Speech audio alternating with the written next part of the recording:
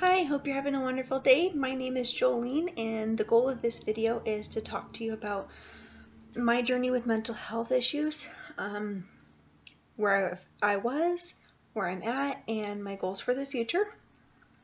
So sit back. I hope this is helpful and that somebody out there will recognize that they are not alone in this journey on mental health and that there are people out there to support and love them with where they're at. So I'm in my late 20s and I have dealt with depression and anxiety my entire life as far back as I can remember. It was a couple years ago that I realized I had some anxiety issues going on. There was a family emergency. I had several family members in the hospital and we didn't know if they were going to make it or not. And after that, I realized, oh yeah, I've got some issues going on. I'm reliving that weekend. Things that I wouldn't think triggered me were triggering me. And I would just start reliving that weekend and those emotions would just flood back. And this was months after. I'm like, okay, I need to really work through some issues. I got some issues going on here. And try to do that on my own and wasn't successful in that. And my anxiety got to a point where I was having panic attacks regularly. And when I have a panic attack, I shut down. I'm crying. I cannot think. I cannot process. And I shut down. Grocery shopping was becoming a major issue. I would just get so overwhelmed when I was grocery shopping that I couldn't do it. And it was embarrassing. And in my mind, I'm going, why am I having these issues? What is going on? What is wrong with me? I shouldn't be having these issues. What the heck? It got to a point where it was affecting my boss, who also deals with anxiety at the time. Or boss at the time. Anyways. It was affecting my family. It was affecting relationships. And it was out of control. And it was something I wasn't able to deal with at that time on my own. So I went and saw my doctor. And I got an anxiety medication. Made a big difference. I was then able to go through some therapy and do some life integration therapy where it has to do with mindfulness, and it sounds a little funny, but what we did in this therapy was I would let me back up. I had to make a timeline of my life and significant events that happened in different years of my life. My therapist would then have me go into a relaxed state and I would go through those events. She'd walk me through those events. And ones where I got particularly stuck on, usually challenging ones, we would then later go back and we'd unpack those. And I would imagine my younger self at that age. And what did that younger version of myself need at that point? And I would surround that younger self with love and comfort and understanding. And that's what really helped me move forward. And that was a huge help. After that, just kind of stayed on with the medication. I was able to be off for a little while after having my first child. But then when I got pregnant with my second daughter, I spiraled immensely. That pregnancy was very unexpected. I was 4 months postpartum from my first daughter when I found out I was pregnant again. My girls are just under a year apart. And it was very, very challenging. And that was just this last year. My husband has been dealing with some mental health issues as well. So there were a lot of external stressors with that pregnancy. And it was very, very challenging. I was back on my medication. I was not able to wean off that time. And shortly after having my daughter, I realized I was having some major depression issues. I was having some serious postpartum depression. I was suspecting that I was already dealing with that from my first daughter just because of the circumstances And so I decided to get on an antidepressant and nip this thing in the butt. And the interesting thing with being on those antidepressants is how much my thought processes have changed. I recognize that I have intrusive thoughts a lot. Even simple things like walking down the stairs.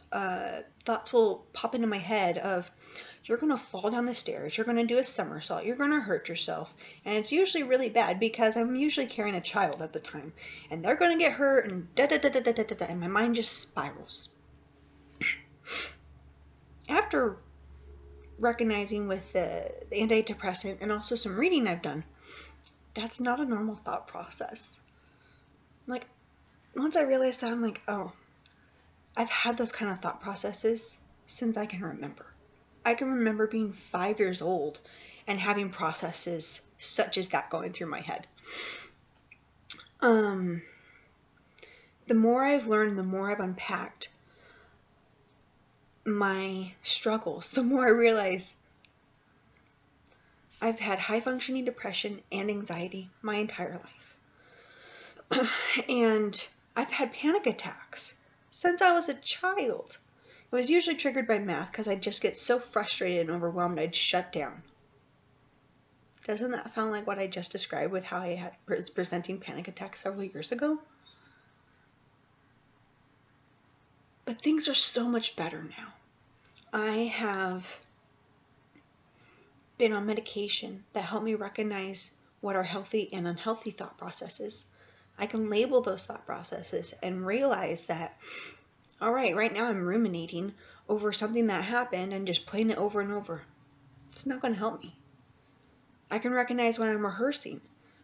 I rehearse conversations and ideas for videos and things like that all the time, and not just once. It's fine if you do that, you're preparing for an interview, and you're like, okay, I want to talk about this and I want to talk about that. But doing it over and over and over again doesn't do you any good. It just makes your brain stuck. And that's something I'm still working to break. It's a habit at this point that I'm working to break. It's a habit of over 20 years. So it's going to take a little while. And I have to remember to give myself grace. This isn't an overnight thing. This is a journey. I have a lot of learning and relearning to do right now. And I have to be patient with myself and ask for patience from those around me. I've had to talk to my husband numerous times. Please be patient with me. I am relearning a whole lot right now. The other thing that has been really, really helpful for me is learning to be mindful. One of my doctors suggested a book called The Mindful Way Through Depression. You can find it on Amazon. I highly, highly recommend it. I have read numerous self-help, self-improvement, psychology books over the years. This has been the single most life-changing book I've ever read. It has taught me how to be mindful, to be aware of how I'm feeling, the sensations in my body, and they're so different from what they were 6 months ago. I can observe and not judge when I'm starting to get worked up. It's just what it is. It's okay. It's okay to get angry sometimes. It's okay to be sad. It has made me aware that many of my anxiety symptoms were internal. So it's not surprising that they went undiagnosed and unrecognized for so long. A lot of it has been internal stresses and pressures on myself. And feelings in my stomach of butterflies and nervousness, tightness in my chest, tightness in my muscles. And those things, as I learn to be mindful and practice that, and able to do that through more areas of my life, the more those sensations that I'm so used to start to melt away, and I realize and recognize things are better. I feel happier. I feel truly happy, which is something that there are very few times in my life where I could remember being truly happy, because I was so busy and didn't slow down. And if I did, that's when I realized I wasn't happy. But I don't think anybody would have suspected that. It's probably enough rambling for one video. I hope that this added value to somebody. I hope that somebody realizes that they are not alone.